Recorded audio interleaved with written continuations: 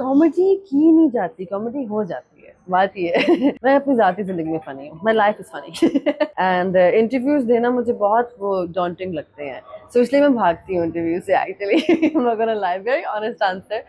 रातों में अश्कों से जब तेरा मन ये पिघल जाएगा, आऊंगा सपनों में कहने ये तुझसे, मैं लौट आऊंगा, मैं लौट आऊंगा, मैं लौट आऊंगा। लंदन नहीं जाऊंगा 2022 में आई थी ऑफ कोर्स, और उसके बाद फिर मैंने जन्नत से आगे शुरू कर लिया। जैसे वो खत्म किया उसके बीच में फिर नूरजहां शुरू कर लिया एंड साथ में ये चल रही थी बीच बीच में and मैं आ गई।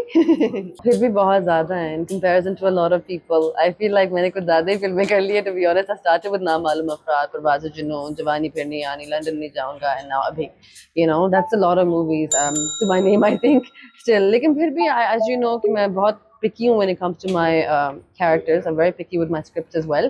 तो जब तक वो अच्छी, जब तक दिल को नहीं छूती तब तक नहीं कर। एक तो अभी गाने बहुत अच्छे हैं, I really like the songs। कभी कभी मैं गानों के लिए भी कर लेती हूँ, लेकिन इस फिल्म के अंदर ऐसी चीज़ है कि इसमें माइनॉरिटीज की बात की हुई है। Minorities in a way, we're not talking about different religions, we're not talking about different ethnicities as well, we're talking about कि just because आपके पास पावर नहीं है doesn't mean कि आपकी ज़िंदगी की वैल्यू कुछ कम है।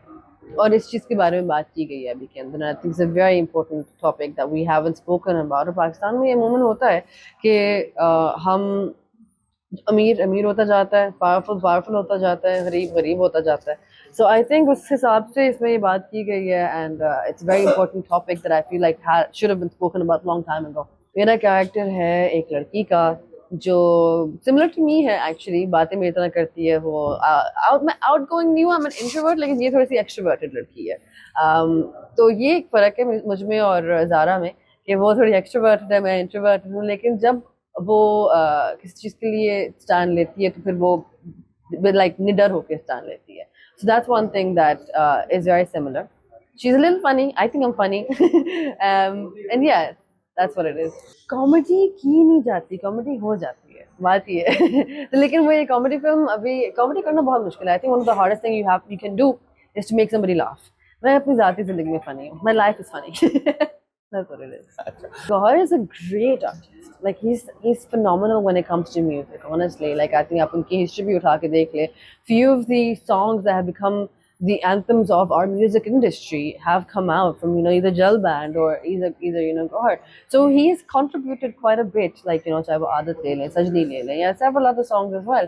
So yes, I knew the songs are going to be amazing. और मैं music के मामले में तो मैं बिल्कुल ही हो जाती हूँ. So अच्छा, म्यूजिक की बात हो रही है तो ये बताएं कि हमने आज तक आपको एक ही प्रॉपर डांस नंबर में देखा है, धड़क भड़क। बिल्कुल नहीं, तो इस माया में भी देखा। हाँ, वहाँ ये भी था, लेकिन जरा जो एक स्पाइसी था वो धड़क भड़क वो भी था। पहली और आखिरी दफा थी, आइंदा कभी नहीं होगा वो। ऐसा इस फिल्म में कुछ नहीं है? नहीं, ऐसा कुछ नहीं। अच्छा, आपका ये पॉलिसी स्टेटमेंट है आपकी? नहीं, ऐसा फिल्म में है नहीं, बट या दैट्स धड़क भड़क जैसा गाना I don't think I will be doing again, as long as if it comes in the context and if it makes sense, sure, but out of context नहीं करूँगी। जैसे आपने कहा, आपने अपने सवाल में जवाब दे दिया कि हमारे फिल्म्स आ नहीं रही, अब फिल्म आ रही है। सिर्फ ये नहीं बल्कि 2-3 और भी फिल्में आ रही है। उमराव यार आ रही है, अभी आ रही है, नाबालिग अफराद, हाँ नाबालिग अफराद आ रही है, and this couple of other ones coming out as well. I feel like अगर हम सपोर्ट नहीं करेंगे अपनी मूवीज को तो कौन करेगा, इन ऑल ऑनेस्टी। इस फिल्म में ऐसी क्या बात है, द फैक्ट कि पाकिस्तानी फिल्म है, one of the most important thing, और इसमें पाकिस्तान के अवाम के बारे में ही बात की गई है, another very important thing. And यहाँ पे दिखाया कि like I said to you at the starting of the interview, इसमें वो बात की गई है कि it's important to value everybody's life, it's important to respect and value आपके साथ जो है, and चाहे it doesn't matter कि अगर वो बहुत पावरफुल इंसान नहीं है, लेकिन अगर उसका हक है तो वो उसका हक है। बिल्कुल, I learned the hard way I guess। मुझे actually funny enough, मैं इंटरव्यू में ही बोल रही हूँ, लेकिन मुझे I've become a much of an introvert person जब से कुछ सालों से, एंड इंटरव्यूज देना मुझे बहुत वो डॉन्टिंग लगते हैं, सो इसलिए मैं भागती हूँ इंटरव्यू से actually. I am not gonna lie, very honest answer। तो ये बिकॉज आई फील लाइक काफ़ी दफ़ा ऐसा होता है कि आप एक बात करते हो लेकिन वो बात somehow किसी और तरह से इंटरप्रेट भी हो जाती है, and at the same time I feel like when people have an opinion, it takes a lot of power to change it. तो फिर जो जिसने सोचना है वो सोचना है, doesn't matter. So yeah, interviews मुझे थोड़ा सा डराते हैं. इससे फ़र्क ये पड़ा कि जब मैंने आवाज़ उठाई तो I feel like लोगों को पता चल गया कि हमें प्रोटेक्ट करने के राइट्स अवेलेबल हैं इस मुल्क में. उससे पहले पता नहीं था लोगों को. And I think that was a very important thing कि we have laws to protect us and our respect. No matter who says anything, चाहे वो एक लालू खेत में बैठा हुआ कोई बंदा फोन के पीछे जस्ट फजूल बुलिंग कर रहा है या कोई somebody who thinks they're powerful वो आपको बुली कर रहा है. The fact is कि हमारा मुल्क हमें प्रोटेक्ट करता है इस चीज़ में. और आई थिंक उस टाइम बहुत एक अच्छा एग्जाम्पल हमारे लॉज ने सेट किया था कि if you do go through bullying through social media or any kind of platform, we are there to support you, and I am forever grateful for that. मुझे इस बात की समझ नहीं आती, to be really honest. Like अभी मैं यहाँ पे इंटरव्यू कर रही हूँ, बैठी हूँ, obviously मेरा काम है, मैं काम भी चलाना है at the end of the day, लेकिन जिस बात की मुझे समझ नहीं आती इसके, मैं ये नहीं कह रही अपनी ज़िंदगी रोक लें, मैं ये बिल्कुल भी नहीं कह रही अपनी ज़िंदगी रोक लें, लेकिन आप ये सोचें कि एक पूरी नेशन को वाइप आउट किया जा रहा है आपकी आंखों के सामने. मैं ये नहीं कह रही कि आप फ़लस्तीन जाके झंडा गाड़ दें या आप जाके लोगों को बचाएं या आप केस कर दें, ये नहीं कह रही.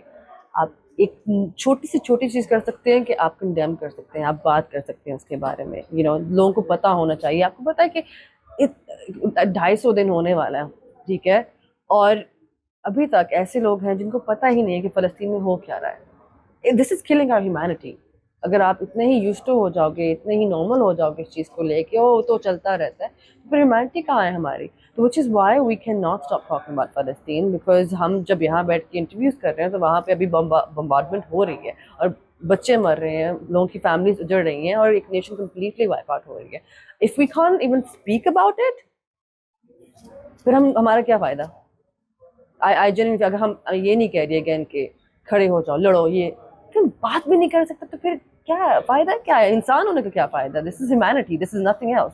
आप कोई बहुत ही वो लड़ाई नहीं कर रहे, आप जाके कोई जंग नहीं लड़ रहे, आप एक बात कर रहे हो एंड यू आर सेइंग कि no this is not right. At the end of the day you need to be on the right side of history, and once the history is written, if you haven't said anything, your conscious is gonna bite you.